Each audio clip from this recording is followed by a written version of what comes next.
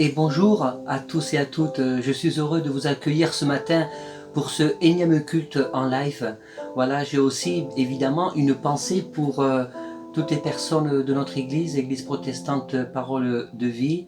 Merci pour votre soutien, merci de votre fidélité aussi pour être là, pour écouter, pour recevoir l'enseignement de la parole de Dieu, et merci à tous ceux qui en dehors de l'église nous suivent sur les réseaux sociaux. C'est encourageant. Je reçois plein de messages de soutien, d'encouragement, et vous savez, quand on sert le Seigneur, on a besoin aussi d'être encouragé et de voir que la parole de Dieu aujourd'hui, elle est efficace et agissante. Et je voudrais aussi, bien sûr, et c'est ma prière du plus profond de mon cœur, que la parole ce matin soit efficace et agissante.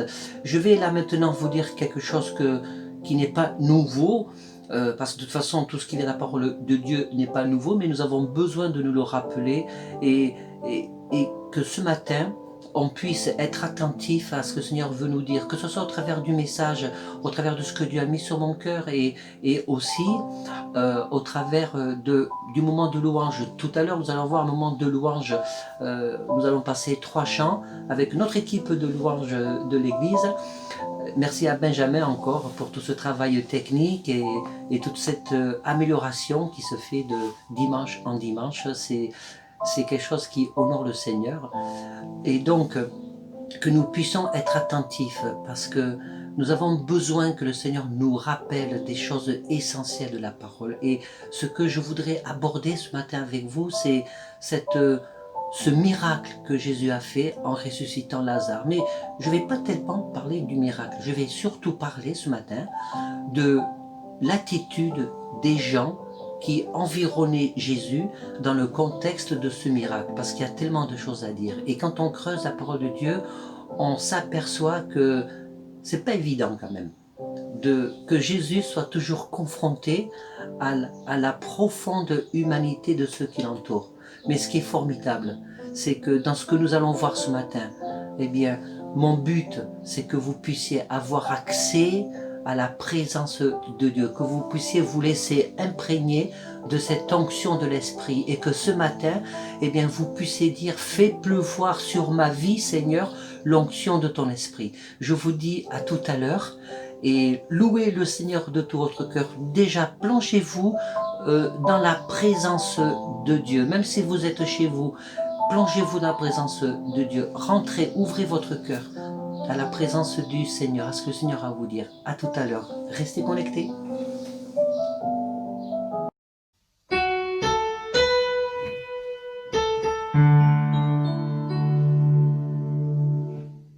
Je suis dans la joie, une joie immense. Je suis dans l'allégresse, car mon Dieu m'a libéré. Je suis dans la joie, une joie immense. Je suis dans l'allégresse, car mon Dieu m'a libéré.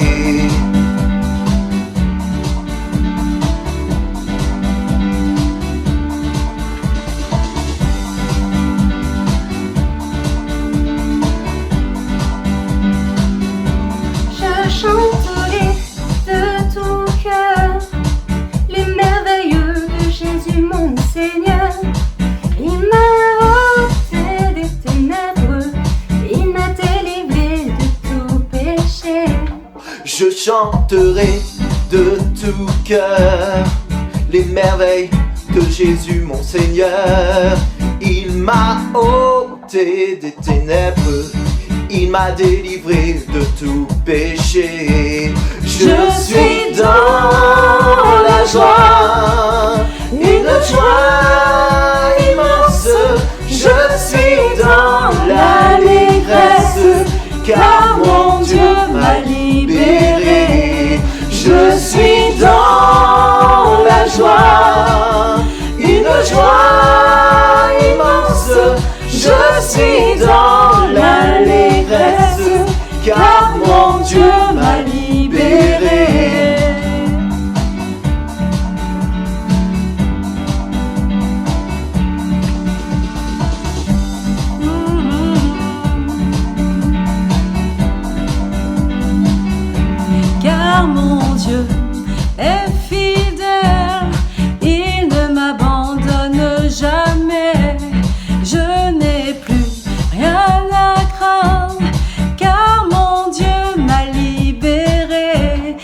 car mon Dieu est fidèle, il ne m'abandonne jamais.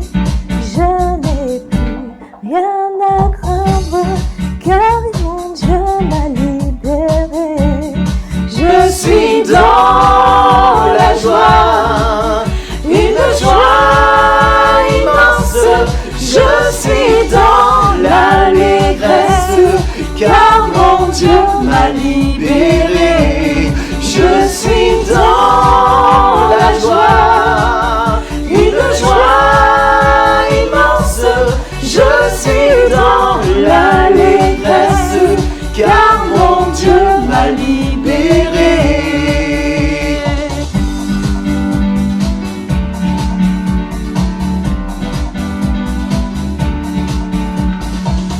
La joie du Seigneur est ma force. Alléluia. Je suis dans la joie, une joie immense. Je suis dans l'allégresse, car mon Dieu m'a libéré.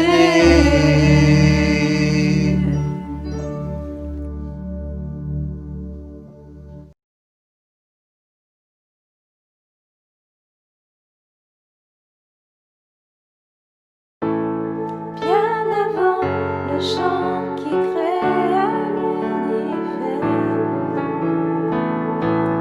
bien avant l'esprit qui planait sur la terre, bien avant que tu me formes de la poussière, tu rêvais du jour où tu pourrais m'aimer. Bien avant les premiers battements de mon cœur, et bien avant que je m'éveille à ta douceur, bien avant toutes mes joies et mes douleurs, tu rêvais du jour où je pourrais t'aimer. Bien avant les premiers battements de mon cœur, bien avant que je m'éveille à ta douceur, et bien avant toutes mes joies et mes douleurs, tu rêvais du jour où je pourrais t'aimer. Tu rêvais du jour où je pourrais t'aimer. Abba Père, je suis à toi. Abba Père, je suis à toi. Abba Père, je suis à toi. Abba Père, je suis à toi.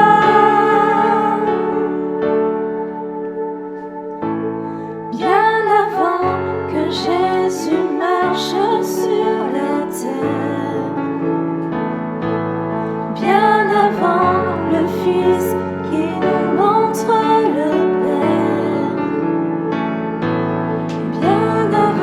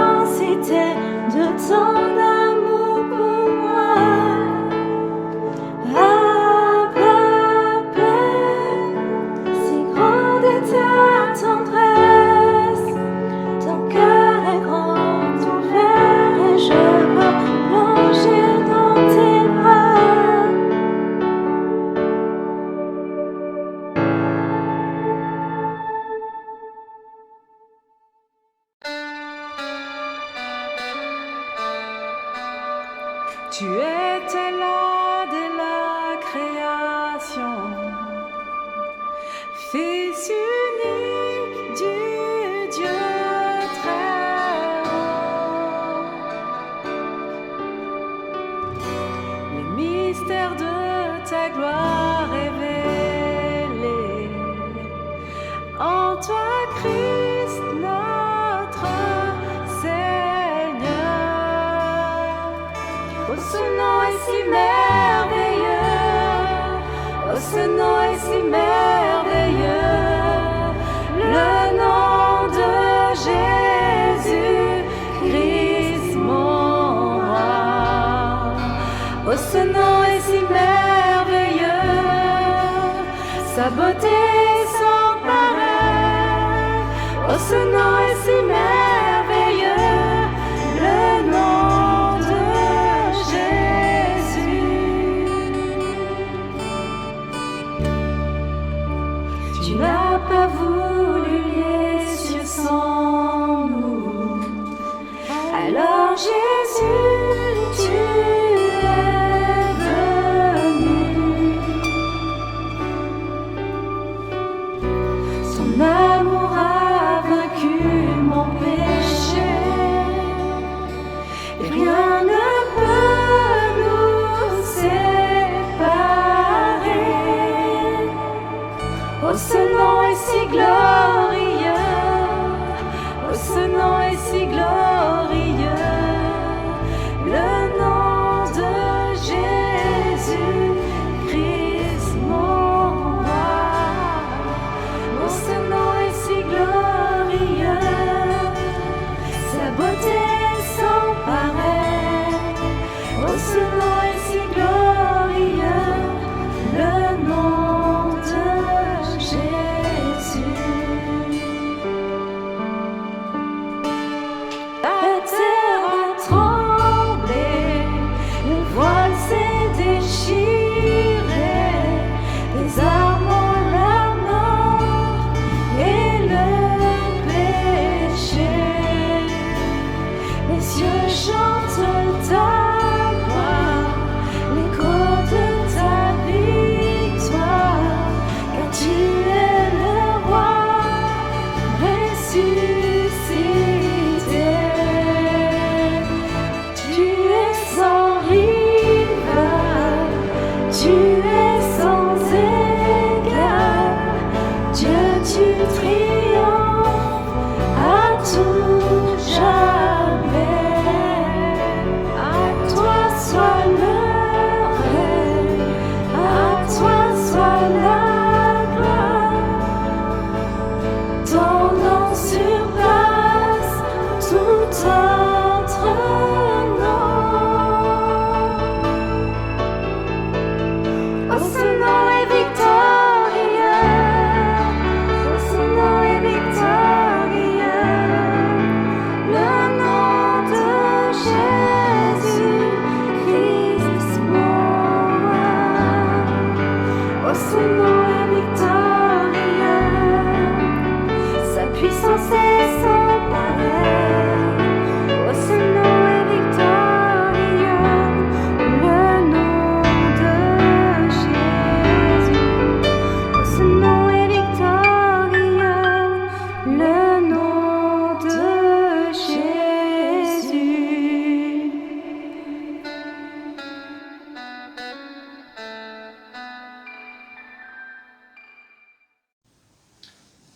Oh, ce nom est si merveilleux, le beau nom de Jésus, le nom puissant de Jésus. Pendant ce moment de louange, j'étais en train de penser à une situation que j'ai vécue avec ma femme et mes 3 enfants. À l'époque, ils étaient petits, ça remonte à une bonne quinzaine d'années en arrière. Et je vais, avant d'entamer le message de ce matin, vous raconter ce témoignage parce que j'ai vraiment la conviction dans mon cœur ce matin que au moins une personne, ou plusieurs, mais au moins une personne, tu as besoin d'entendre ce que je vais te dire là, parce que tu as besoin dans ta situation de crier au sens propre du terme le nom de Jésus, ce nom de Jésus merveilleux, ce nom de Jésus tout-puissant. Lorsque j'avais été invité, donc il y a une quinzaine d'années, dans une église en région parisienne, tout un week-end à prêcher, on était revenu tard le soir, le dimanche soir, parce que le lundi je travaillais, on était resté vraiment jusqu'à la fin, il y avait des repas, c'était super bien. Et puis c'était ma femme qui avait pris le volant et je lui avais dit ben, tu peux conduire parce que je me lève de matin de bonne heure, comme ça je peux me reposer. Et donc elle avait conduit On était parti vers 23h de Paris. Et donc, arrivé au péage de Bordeaux, 2 ou 3 kilomètres après le péage de Bordeaux, il y a la station Total. Et juste après la station Total, on a eu un accident sur la dernière partie de l'autoroute. Donc moi j'étais sur le siège avant, j'étais couché, j'avais le siège légèrement couché, ma tête appuyée sur la portière, et puis j'ai été réveillé par le choc. Et en me réveillant, j'ai de suite réalisé qu'on était en train d'avoir un accident et que c'était grave, parce que j'ai vraiment senti le choc dans ma tête. Et ce qui s'est passé, c'est ma femme qui me le racontait après. J'ai eu ce réflexe, j'ai crié Jésus, mais je l'ai crié, j'ai crié Jésus, Seigneur Jésus, je l'ai crié tellement fort, ça a été tellement, le son qui est sorti du fond de mes entrailles a été tellement strident que ma femme m'a dit que elle a été tétanisée, elle a tout lâché, et moi j'étais couché comme ça sur le siège, j'ai attrapé le volant et j'ai contrebraqué tranquillement au fur et à mesure, parce qu'en fait la voiture était en train de faire des têtes à queue. On a fait ce qu'on appelle, ce que les gens appellent le billard. On a tapé devant, derrière, sur le côté, et en fait on s'est arrêté tranquillement sur la bande d'arrêt d'urgence, garé à l'envers, mais on s'est arrêté sur la bande d'arrêt d'urgence.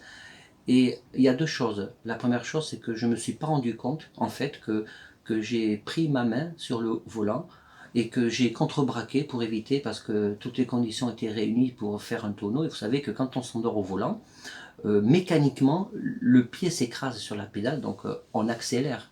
Et à l'époque, j'avais une voiture avec un certain cylindré, donc elle devait être à bien à plus de 130.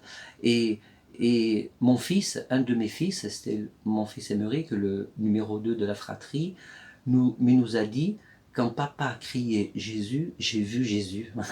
J'ai beaucoup d'émotions en disant ça. Et vraiment, le Seigneur nous a gardés. Et avec le recul, le Seigneur a vraiment pris ma main, et a dirigé le volant pour éviter de faire le tonneau. Le système de contre-braquage, vous savez, permet d'équilibrer la voiture dans ces cas-là.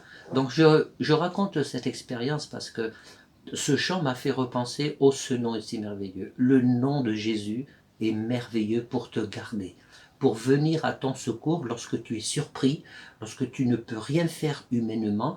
Et le nom de Jésus est si merveilleux. Ce matin, tu as besoin de crier le nom de Jésus. Le Seigneur te dit ce matin: crie mon nom, appelle-moi au secours.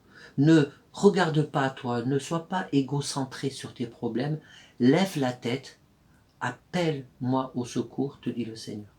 Voilà. Ce matin, le sujet de ce matin, c'est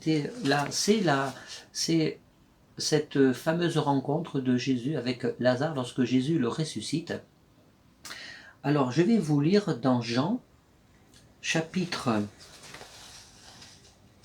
du coup, vous voyez, sur les motions, j'ai perdu le truc. Dans Jean, au chapitre 11, Jean chapitre 11, verset 1. Alors, je vais décortiquer cette histoire en plusieurs phases. Il y avait un homme malade, Lazare de Béthanie, village de Marie et de Marthe, sa sœur. C'était cette Marie qui oignit de parfum le Seigneur et lui essuya les pieds avec ses cheveux, et c'était son frère Lazare qui était malade. Les sœurs envoyèrent dire à Jésus: Seigneur, voici celui que tu aimes est malade. Après avoir entendu cela, Jésus dit: cette maladie n'est point à la mort, mais elle est pour la gloire de Dieu, afin que le Fils de Dieu soit glorifié par elle. Voilà, alors là, nous sommes là dans cette première phase. Lorsque Jésus il était à Jérusalem, il a reçu cette information que son ami, la Bible nous explique que Jésus était l'ami de Lazare, que son ami était malade, vraiment jusqu'à la mort. Et Jésus a reçu cette information. Et qu'a décidé Jésus? Il est resté 2 jours de plus. Il n'a pas répondu tout de suite à cette demande. Il est resté 2 jours de plus. Et ça peut paraître curieux, ce Jésus aimant, ce Jésus tout-puissant, ce Jésus toujours prêt à répondre, ce Jésus à l'écoute de chacun de nos besoins, ce Jésus à l'écoute des besoins de toutes les personnes qui l'environnaient finalement, ben, il n'a pas répondu. Il est resté 2 jours de plus. Jésus ne s'est pas précipité. Que nous dit ce comportement? Dans le fait que Jésus ne se précipite pas, c'est parce que Jésus est Dieu. Le message que Jésus veut nous faire passer ce matin, premièrement, c'est que j'ai le contrôle sur toute la situation. Jésus n'est pas celui qui nous obéit au doigt et à l'œil. Ne confondons pas notre obéissance que nous devons au Seigneur et la réponse, l'attention que Dieu a envers chacun d'entre nous. Dieu ne nous obéit pas. Et parfois, est-ce que parfois dans nos réactions, dans nos attentes, nous, d'une façon inavouée, nous n'exigeons pas de Dieu finalement qu'il nous obéisse quelque part, lorsque nous lui demandons quelque chose. Hein? Qui sommes-nous pour exiger de Dieu quoi que ce soit, parce que Dieu a tout donné, Jésus a tout accompli sur la croix. Ça ne veut pas dire que Jésus ne s'intéresse pas à nous, bien au contraire, absolument pas. Mais Jésus n'a aucune obéissance, Jésus n'est pas à nos ordres.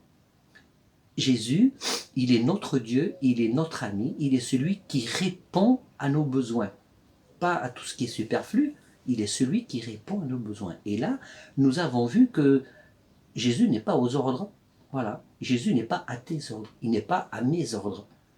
Il est à l'écoute, c'est totalement différent. Jésus est à l'écoute. Et lorsque Jésus nous dit qu'il a le contrôle sur toute chose, c'est parce qu'il nous dit aussi, à travers cette première phase, j'ai le contrôle de toute chose et je sais ce que je fais. Et parfois, notre impatience, dans des situations que nous considérons évidemment comme urgentes, notre impatience empêche Dieu d'agir comme il veut et surtout quand il veut.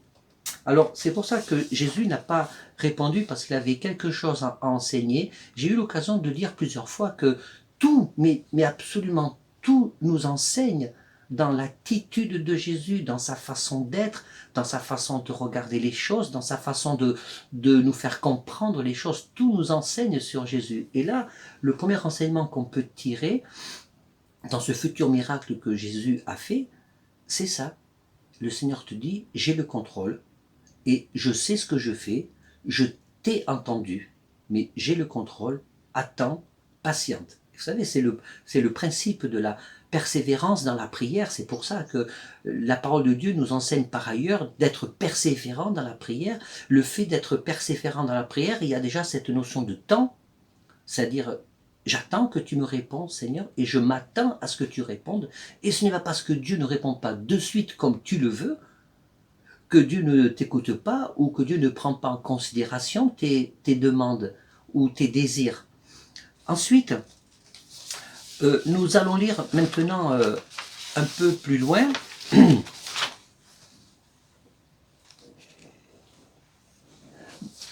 Donc, lorsque la parole de Dieu nous dit que les sœurs ont envoyé dire à Jésus, voici celui que tu aimes est malade. Après avoir entendu cela, Jésus dit, cette maladie n'est point la mort, mais elle est pour la gloire de Dieu, afin que le Fils de Dieu soit glorifié. Or, Jésus aimait Marie et Marthe. Alors, le Seigneur donne une explication pourquoi il n'a pas répondu tout de suite.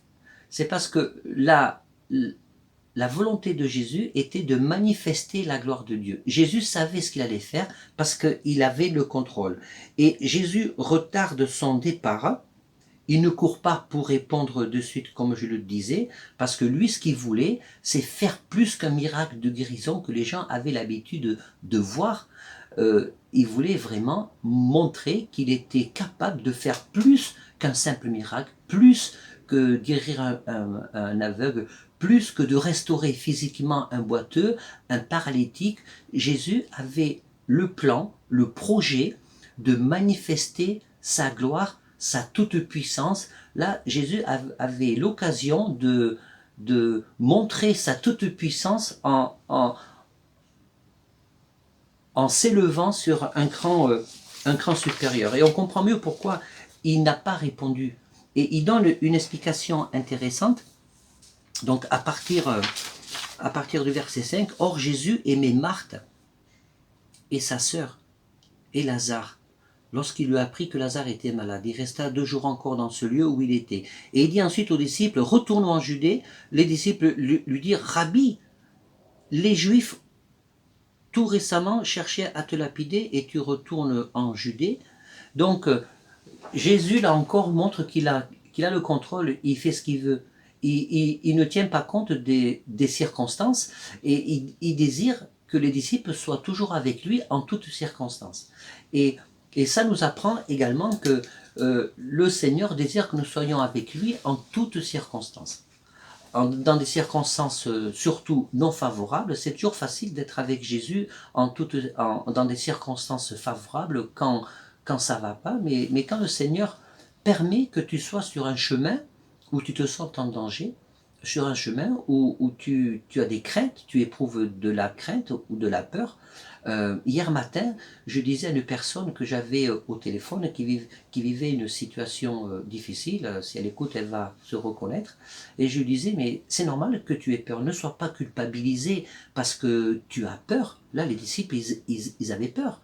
Et je disais à cette personne, c'est normal que tu aies peur. Quelqu'un qui n'a jamais peur, c'est quelqu'un c'est déjà un dysfonctionnement sérieux et important, parce que la peur est un baromètre. La peur est comme un compteur. Vous savez que les gens qui exercent des métiers dangereux, qui sont dans des endroits dangereux, les soldats du feu, les pompiers, les soldats tout court, qui sont dans des théâtres d'opérations extrêmement à risque, ont toujours cette peur en eux, parce que c'est cette peur qui leur permet de rester en alerte, de faire attention à leurs gestes, de ne pas tomber dans la routine, d'être constamment en veille. Et il y a des peurs qui sont normales et qui sont légitimes, parce que ça nous permet de faire attention où on met les pieds. Donc, ne sois pas culpabilisé parce que tu as peur dans certaines situations. C'est différent d'avoir peur ou d'être extrêmement craintif jusqu'à se croquiller sur soi-même pour ne pas faire quoi que ce soit, pour ne prendre aucun risque. C'est pas de ce genre de peur-là, c'est pas être peureux. Pour ceux qui sont peureux, ceux qui ont une peur extrême, une peur qui n'est pas le baromètre, qui n'est pas le curseur pour nous dire je fais ça ou je fais pas ça, c'est une peur qui nous empêche toute action. Une peur équilibrée ne nous empêche pas toute action, mais nous permet d'aller de l'avant. Donc, la peur n'est pas quelque chose d'anormal en tant que chrétien, et la peur, je te le dis de la part du Seigneur ce matin, ne t'empêche pas d'avoir la foi. C'est à toi à déterminer le curseur comment je vais dire ça, du volume ou de la puissance de ta peur. C'est une alerte en fait.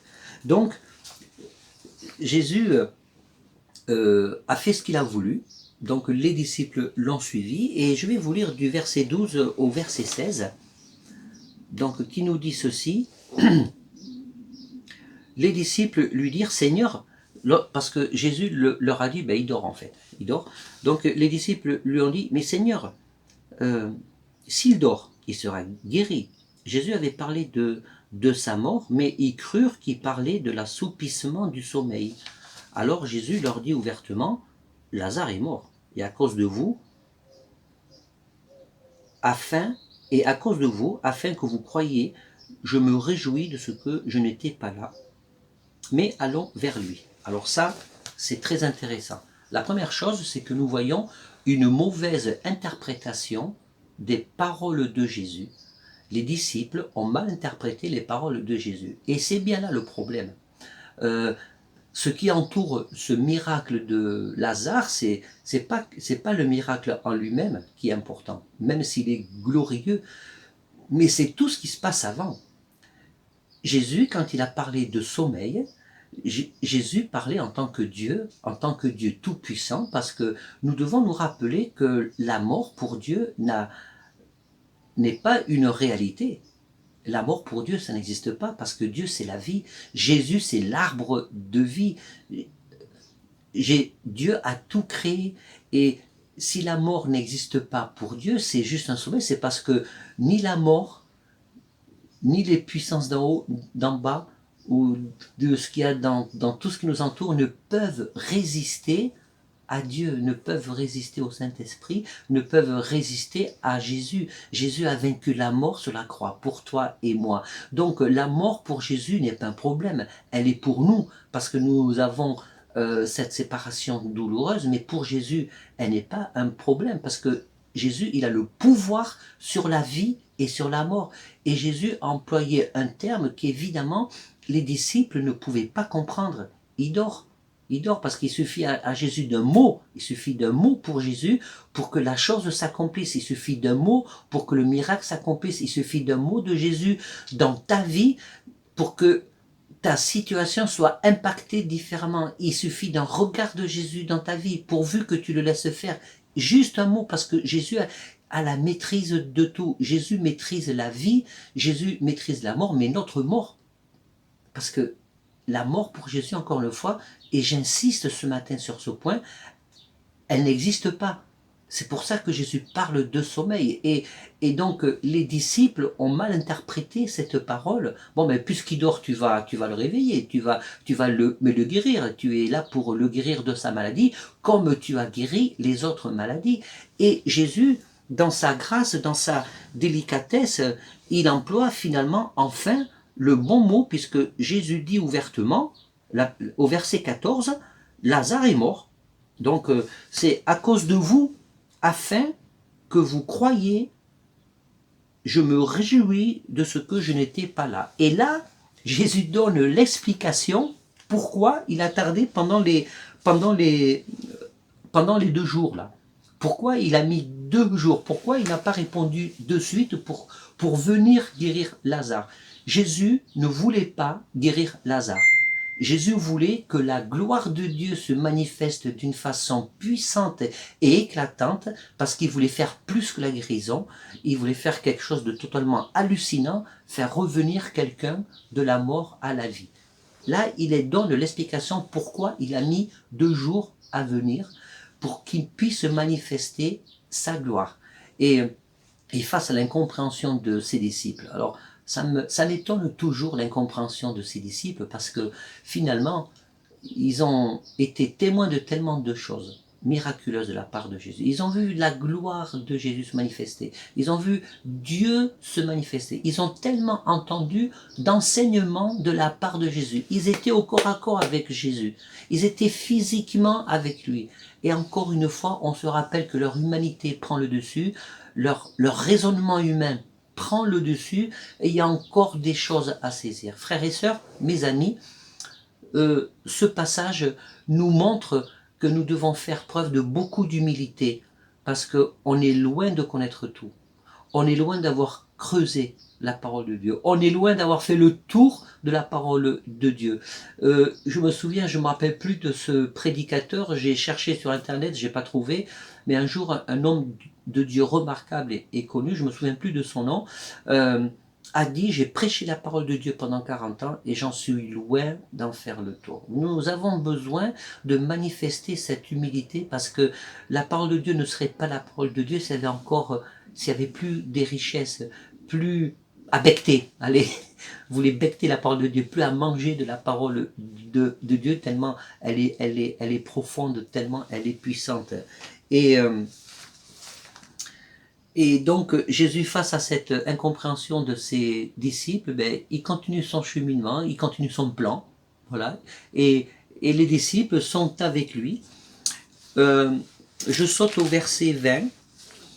Lorsque Marthe apprit que Jésus arriva, elle alla au-devant de lui, tandis que Marie se tenait assise à la maison. Marthe dit à Jésus, « Seigneur, si tu avais été ici, mon frère ne serait pas mort. Mais maintenant, je sais que tout ce que tu demandais à Dieu, Dieu te l'accordera. Je sais que tout ce que tu demandais à Dieu, Dieu te l'accordera. » Alors, ça c'est très intéressant. le Seigneur se déplace, Marthe le reçoit en lui faisant un reproche. C'est clairement un reproche. Si tu étais venu avant, mon frère ne serait pas mort. Et elle s'est permis cette familiarité, c'est quand même une familiarité, hein. Elle s'est permis cette familiarité parce qu'ils étaient amis. Vous savez, parfois, on peut se permettre on se permet, et parfois pas à juste titre, des familiarités avec nos propres amis. Et c'est pas parce que nous avons des amis que nous pouvons nous permettre des familiarités. Être ami ne signifie pas garder certaines distances pour maintenir aussi un certain respect de l'autre. Vous voyez, et là, Marthe lui fait un reproche qui semble teinté d'une marque de foi, parce qu'elle confesse que Jésus a le pouvoir sur tout et qu'il peut le ressusciter. Mais elle ne parlait pas du miracle, elle parlait de toute autre chose. Elle parlait qu'il pouvait le ressusciter d'entre les morts pour la fin des temps, lorsque le temps serait venu de rentrer dans l'éternité. C'est de ça dont il s'agit. Vous voyez. Donc, elle est contente qu'il soit là, mais elle lui fait un reproche. T'es venu trop tard. T'es pas venu quand moi je te l'avais demandé. Ça doit nous enseigner dans notre attitude et dans notre relation avec le Seigneur. T'as pas fait les choses, Seigneur, quand je l'ai voulu. Et vous voyez, quand on raisonne comme ça, c'est parce que nous sommes trop centrés sur nous-mêmes. Nous sommes égocentrés, l'égocentrisme. L'égocentrisme, il y a des gens qui sont égocentrés parce qu'ils sont profondément égoïstes. Et je ne parle pas de ce type d'égocentrage. Quand je dis nous sommes parfois égocentrés sur nous-mêmes, c'est parce que nos épreuves et nos souffrances nous empêchent de lever la tête et de regarder ce que le Seigneur peut faire ou de ce que le Seigneur est en train de faire. Parfois, tu es tellement centré sur toi-même que tu ne vois pas ce que le Seigneur est en train déjà de faire. Et tu es toujours en train de demander les mêmes choses sans voir que le Seigneur a commencé déjà à agir. Et ce que le Seigneur veut ce matin pour toi, c'est que tu te décentres de toi-même pour commencer à comprendre et voir ce que le Seigneur veut faire pour toi dans ta vie ce matin. Parce que Jésus a déjà commencé à faire quelque chose pour toi. Alors lève les yeux de toi-même, regarde au Seigneur, regarde ce que le Jésus est en train de faire, parce que il y a quelque chose que nous considérons pas, c'est les petites choses. Et parfois il y a des actions qui nous paraissent insignifiantes, qui sont quand même de Dieu, que l'on ne considère pas parce qu'on s'attend toujours à quelque chose de tonitruant. Mais avec Dieu, c'est pas toujours comme ça. C'est pas toujours quelque chose de tonitruant quand il agit. C'est que Dieu, il a ses propres étapes. Dieu a la maîtrise. Le Seigneur a la maîtrise de toutes choses. Alors, sois attentif à ce que le Seigneur veut faire ce matin avec toi.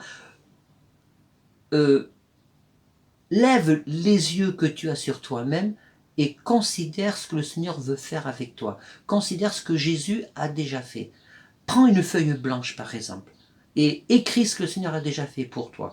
Et tu verras qu'il y a beaucoup plus de choses de ce que tu peux l'imaginer jusqu'à maintenant. Ça me fait rappeler ce vœu chant, compte les bienfaits de Dieu, et tu verras qu'ils sont nombreux. Donc, elle avait fait ce reproche, et là, donc là, on arrive à la troisième phase. La réponse de Jésus révèle la mauvaise interprétation de Marthe. Je regarde si je ne me suis pas perdu dans mes notes, non. Donc, Jésus dit, ton frère ressuscitera.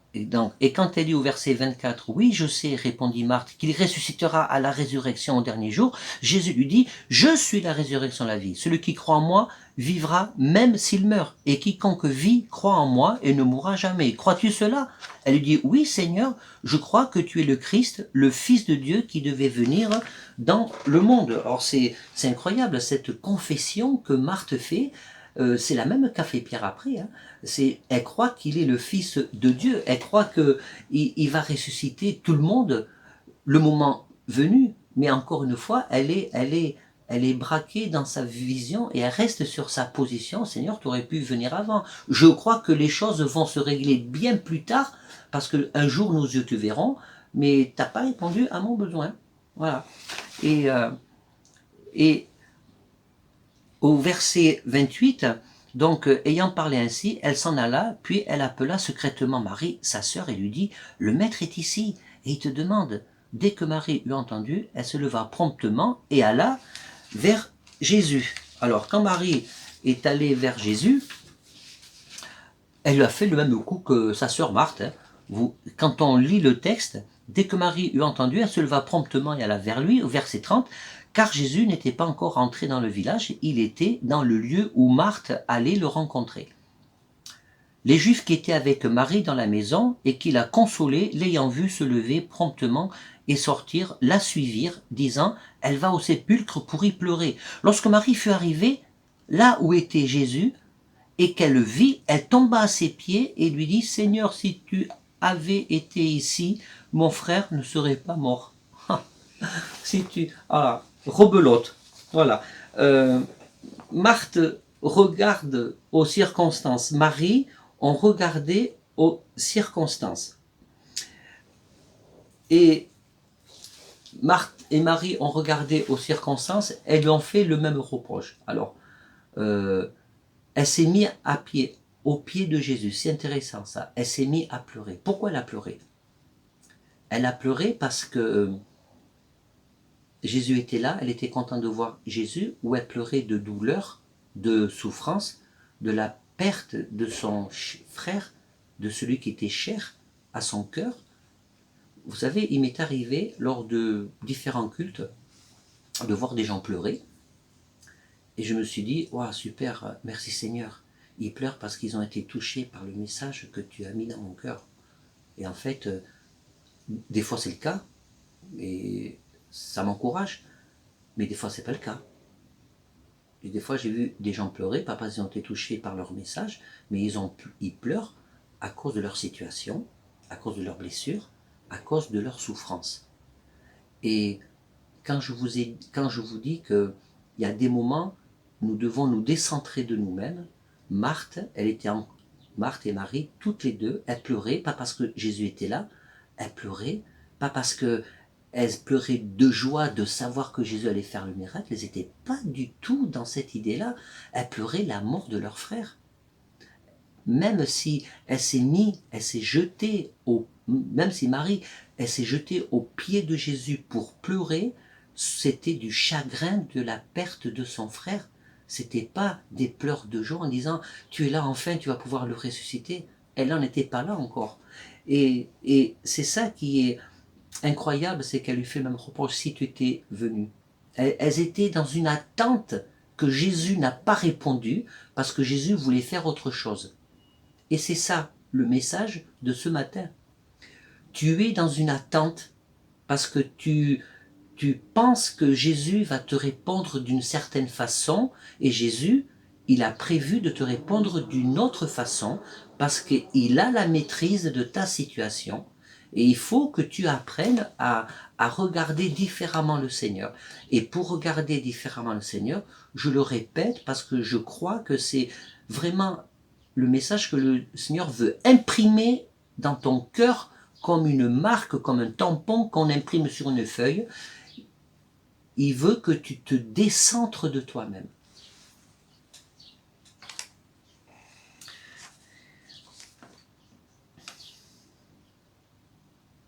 Et donc on saute au verset 32, pardon, au verset 34, au verset 33, je vais y arriver, au verset 33, Jésus, la voyant pleurer, et les Juifs qui étaient venus avec elle frémit dans son esprit et fut tout ému.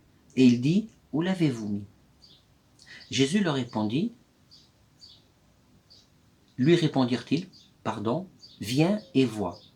Jésus pleura. Alors ça c'est très intéressant. On retrouve là le caractère passionnel de Jésus. Évidemment, ça nous montre que Jésus n'est pas insensible à notre souffrance. Il était ému de compassion.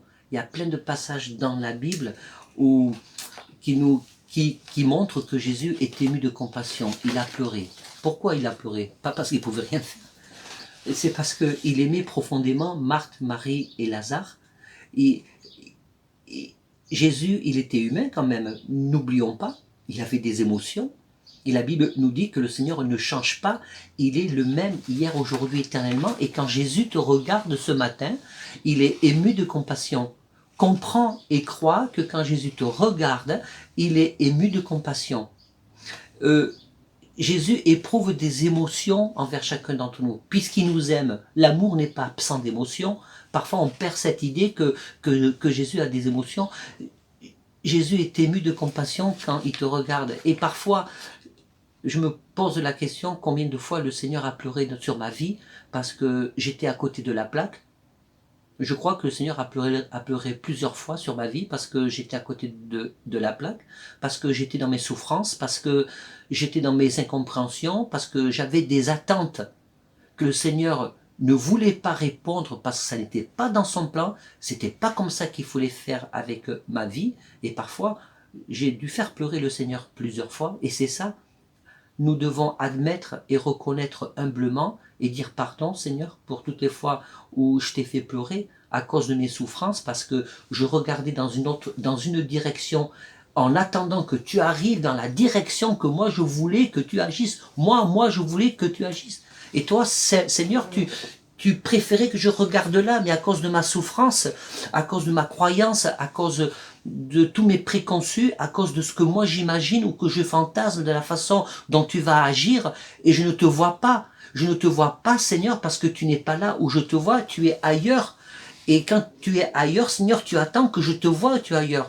Et c'est quand tu plonges les regards dans le Seigneur, là où il est vraiment, c'est là que tu vas commencer à comprendre ce que Dieu veut faire avec toi, quel est le miracle que Dieu veut faire pour toi, là, ce matin. Alors change de regard, lève les yeux, regarde le Seigneur. Je le répète encore, décentre-toi sur toi-même et demande au Seigneur de te révéler, mais où est-ce que tu es, Seigneur, pour que je puisse comprendre de quelle façon tu veux agir avec moi, parce que le Seigneur est là et toi tu regardes là-bas. Alors, demande au Seigneur de te révéler là où il est pour que tu puisses comprendre ce qu'il veut faire avec toi. Et c'est le sujet, ça. Avant que Jésus ait pu faire le miracle de Lazare, vous voyez qu'il y a eu tout ce processus, tout cet apprentissage et cette histoire de Lazare, elle est formidable parce qu'elle nous apprend au-delà du miracle qui est extraordinaire, qui est éminemment puissant, elle nous apprend de la façon dont nous devons évoluer dans notre relation avec le Seigneur. Elle nous apprend de la façon dont nous devons comprendre la parole du Seigneur. Elle nous apprend la façon dont nous devons évoluer dans notre façon de regarder le Seigneur. Vraiment, si nous ne faisons pas ça, nous passerons toute notre vie dans une attente insupportable et insurmontable si nous ne prenons pas la peine de chercher humblement où se trouve le Seigneur pour qu'on puisse prendre le chemin.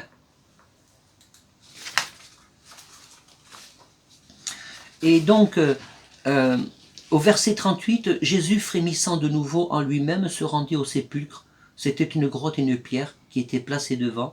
Et Jésus dit, ôtez la pierre. Marthe, la sœur du mort, lui dit, Seigneur, ils sont déjà, il y a 4 jours. Et Jésus lui dit, excusez-moi, ça me fait rire. Et Jésus lui dit, ne t'ai-je pas dit que si tu crois, tu verras la gloire de Dieu. Il ôta la pierre et Jésus leva les yeux en haut, il pria. Il pria, et puis je saute au verset 42. Pour moi, je savais que tu m'exauces toujours, mais j'ai parlé à cause de la foule qui m'entoure, qui croit que c'est toi qui m'as envoyé. Jésus s'est adressé à Dieu, parce qu'à cause de la foule, pour que la foule puisse constater que Jésus a une relation parfaite avec Dieu. Quand il dit « Père, je te rends grâce de ce que tu m'as exaucé ». Voilà. Et ensuite, Jésus n'a pas dit, n'a pas fait une prière sur le mort. Il s'est adressé à la mort. Lazare, sors, lève-toi. Et Lazare s'est levé et ressuscité parce que Jésus, il a le pouvoir sur la mort. Donc là, Jésus a démontré qu'il avait raison de faire ce qu'il a fait, parce que qu'il ait même eu 2 ou 3 jours de retard de plus, ça n'aurait rien changé à la situation. Jésus s'est adressé avec autorité à la mort. Et encore une fois, Marthe manifeste cette crainte. Elle n'avait pas encore compris, puisqu'elle dit, mais ça sent, mais c'est trop tard. Mais vous imaginez, à l'époque, il n'y avait pas les mêmes traitements qu'aujourd'hui. Lorsqu'une personne décède, quand ils ont ouvert, mais Seigneur, qu'est-ce que tu vas faire là? Qu'est-ce que tu nous fais là, Seigneur? Ça sent, c'est trop tard. Parfois, quand je dis ça me fait rire parce que le Seigneur, quand même, il est tellement patient. Il est tellement patient avec tout ce qu'il a dit depuis le début là.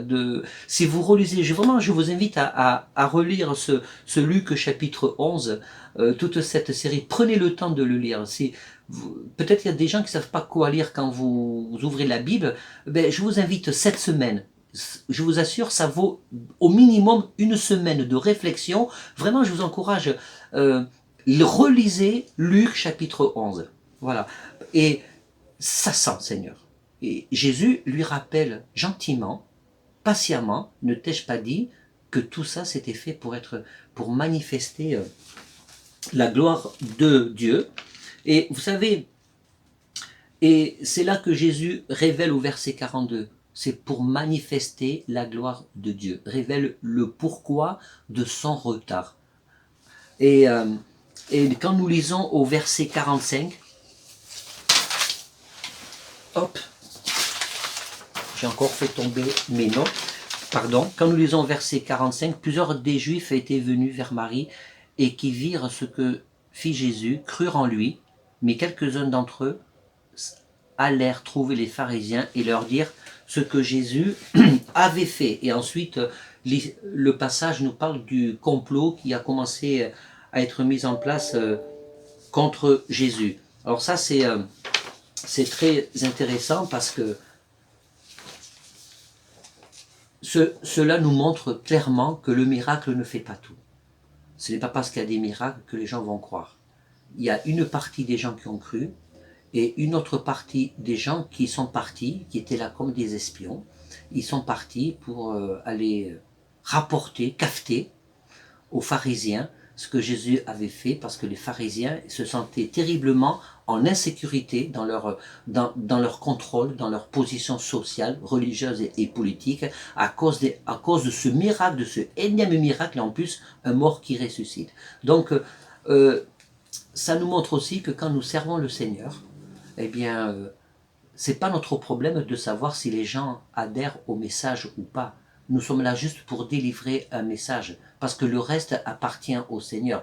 Jésus lui-même, Jésus, Dieu fait chair, venu sur la terre, n'a pas convaincu tout le monde. C'est pas que, je me reprends, pardon. Je ne dis pas que Jésus n'a pas convaincu tout le monde, mais Jésus, il peut convaincre tout le monde, mais notre libre arbitre fait qu'on peut ne pas recevoir cette parole, ne pas croire, ne pas être convaincu que la parole de Jésus est la vérité et la vie, et elle est au-delà de la mort. Et donc il y a des gens au temps de Jésus, tous n'ont pas cru, parce qu'ils ont décidé de ne pas croire, parce qu'ils ne voulaient pas croire. Et Jésus ne s'est jamais en réalité, et ça c'est fort, embarrassé de ceux qui ne voulaient pas croire. Jésus a continué sa route et son cheminement et son chemin avec ceux qui voulaient croire, avec ceux avec qui il pouvait travailler. Et Jésus n'est pas là pour perdre son temps. C'est pas le sujet de ce matin, mais juste pour dire que Jésus n'est pas là pour perdre son temps. Si tu veux croire, crois. Si tu veux pas croire, eh bien reste dans ton état. Mais c'est ça. Il y a plein de passages dans la Bible qui nous font comprendre clairement cette attitude et la façon de faire du Seigneur et de Dieu. Dieu dit dans l'Ancien Testament, choisis la vie et pas la mort. Jésus n'est pas là pour argumenter, parce qu'il a les moyens de ne pas argumenter, parce qu'il a la toute puissance. Qui sommes-nous pour attendre que Jésus nous argumente? Le Seigneur n'est pas là pour nous argumenter, il est là pour nous enseigner, et cet enseignement, si elle produit la foi en toi, tu verras la gloire de Dieu. Si elle ne produit pas la foi en toi, c'est parce que tu as fermé la porte de ton cœur, tu fais barrage à l'onction, à la puissance de Jésus, et dans ces conditions-là, tu ne peux pas voir la gloire de Dieu. Laisse-toi toucher par le cœur du Seigneur, pose-toi la question, dis, Seigneur, pardon pour mon orgueil, pardon pour mon incrédulité, mais je veux me laisser toucher, je veux étudier ta parole, je veux revenir à toi, je veux me décentrer de ma personne, de mes problèmes, pour voir comment tu agis, pour voir comment tu fais, pour comprendre tes actions. Seigneur, je veux chercher à te comprendre, parce que mon incompréhension de toi et de ta parole m'empêche de lever les yeux et de te regarder comme tu es. En conclusion,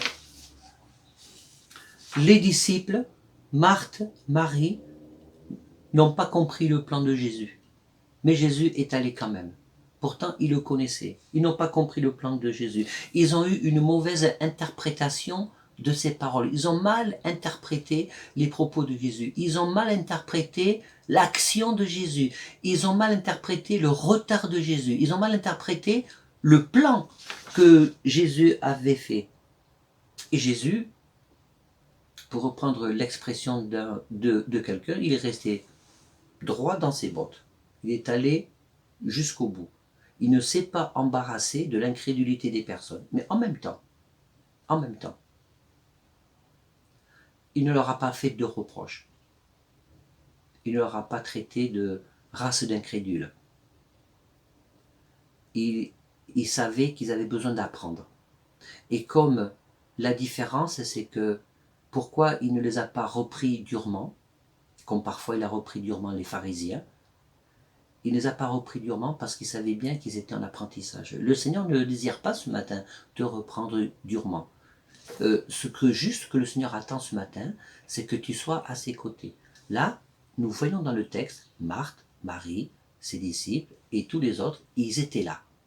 Ils étaient là pour écouter, pour entendre. Même s'il y avait une partie qui s'en foutait un petit peu, parce que ceux qui sont allés rapporter aux pharisiens, mais les autres, ils étaient là. Et c'est pour eux que Jésus a agi. C'est pour eux qu'à travers son action, Jésus voulait donner en plus cet enseignement.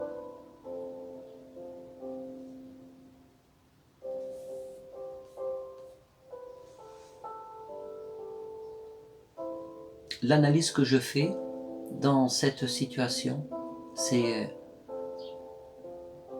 que Jésus fait comme il veut. Jésus fera toujours comme il veut, que ça te plaise ou non. Peut-être que parfois, ça tombe bien que Jésus va faire comme tu l'as imaginé, mais ne pense pas que Jésus va faire toujours comme tu l'imagines. Parce qu'il veut faire comme il veut. Parce que il veut te faire voir sa gloire. Mais en même temps, comme on l'a vu, Jésus ne reste pas insensible à ta souffrance. Jésus ne reste pas insensible à tes préoccupations. Il veut vraiment agir. Il veut vraiment te montrer qu'il est le Tout-Puissant.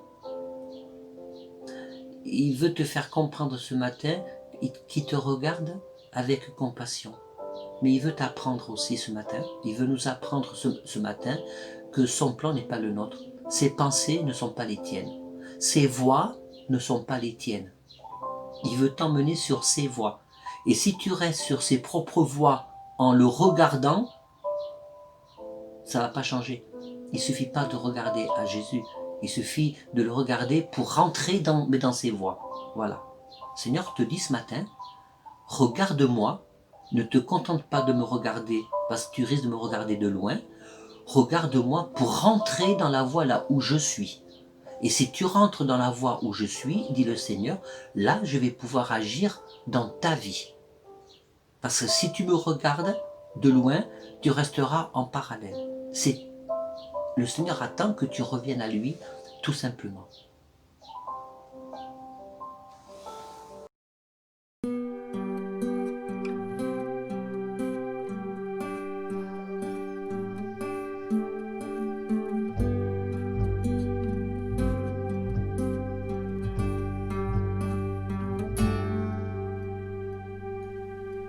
Je veux sentir ton amour, je veux sentir ton esprit.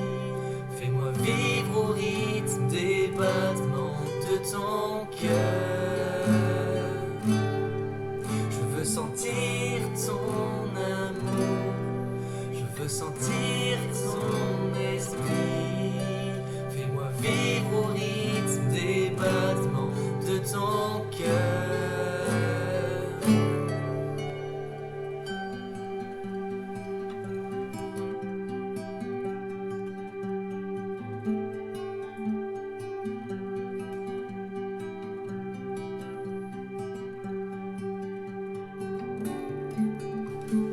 Fais pleuvoir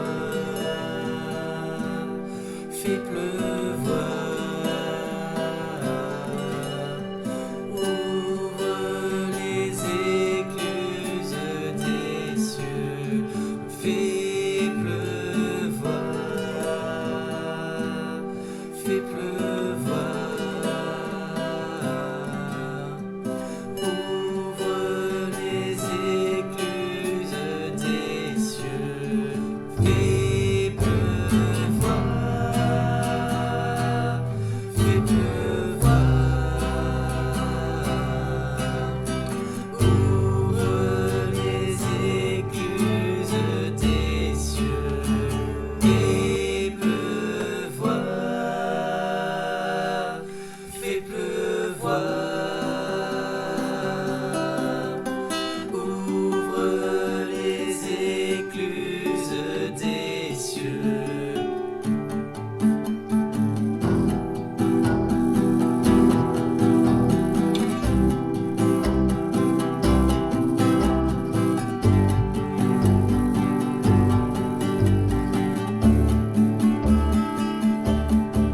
Je veux sentir ton pardon, je veux sentir ton amour. Fais-moi vivre au rythme des battements de ton cœur. Je veux sentir ton pardon, je veux sentir ton amour. Fais-moi vivre au rythme des battements de ton cœur. Fais pleuvoir, fais pleuvoir. Ouvre les écluses des cieux. Je m'abandonne, je m'abandonne, je m'abandonne à toi.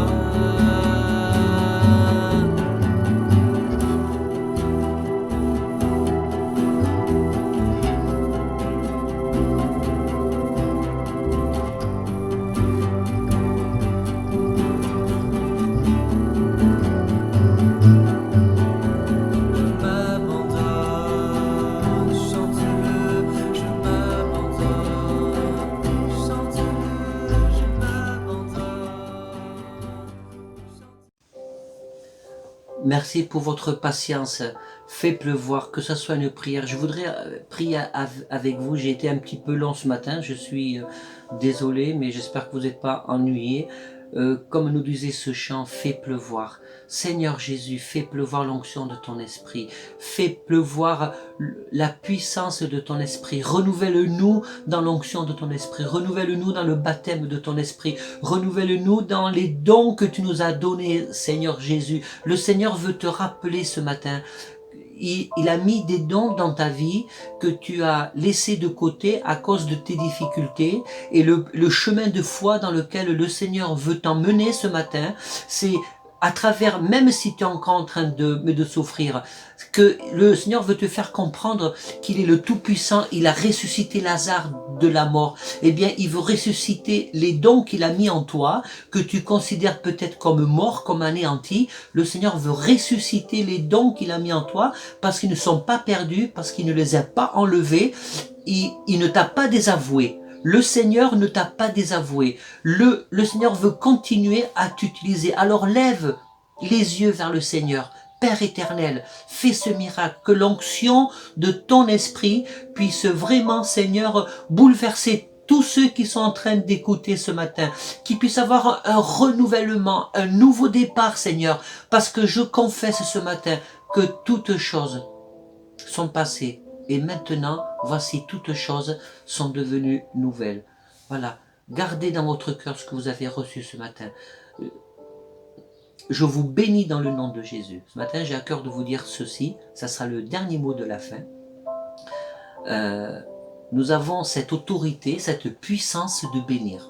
Vous voyez, il y a des gens qui cherchent d'une façon malsaine une puissance pour avoir un ascendant sur son prochain, mais Dieu nous a donné cette autorité, cette puissance de bénir. Alors je prends cette autorité ce matin et je veux vraiment vous bénir dans le nom de Jésus, et je veux prophétiser, je veux confesser que si tu regardes le Seigneur, tu vas le rejoindre sur le chemin là où il t'attend, et là les choses changeront parce que tu vas vivre une nouvelle saison dans ta vie. Soyez bénis, bon dimanche, à ciao. Et ne restez connectés parce qu'il y a un dernier chant qui est super, que vous allez aimer, j'en suis sûr. À bientôt.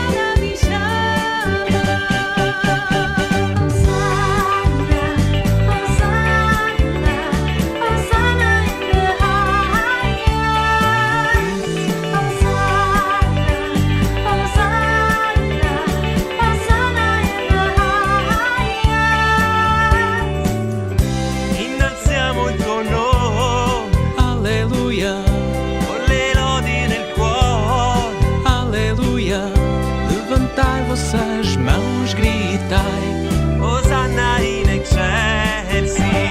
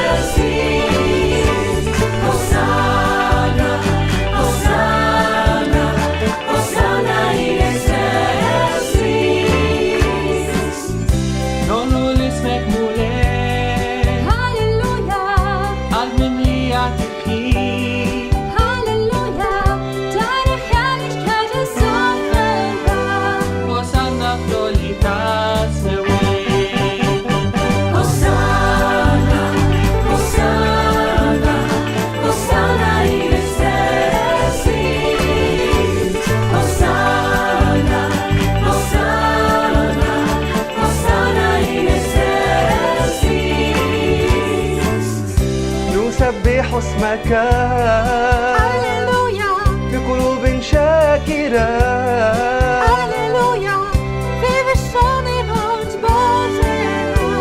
هوشعنا في الأعالي Hosanna, Hosanna, Hosanna in excelsis.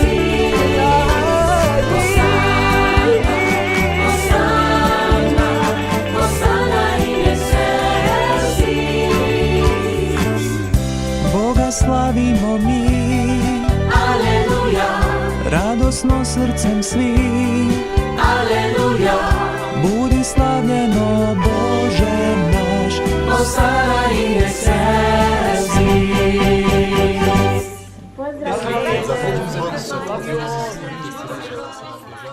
C'est un moment unique. Et ça, alors après,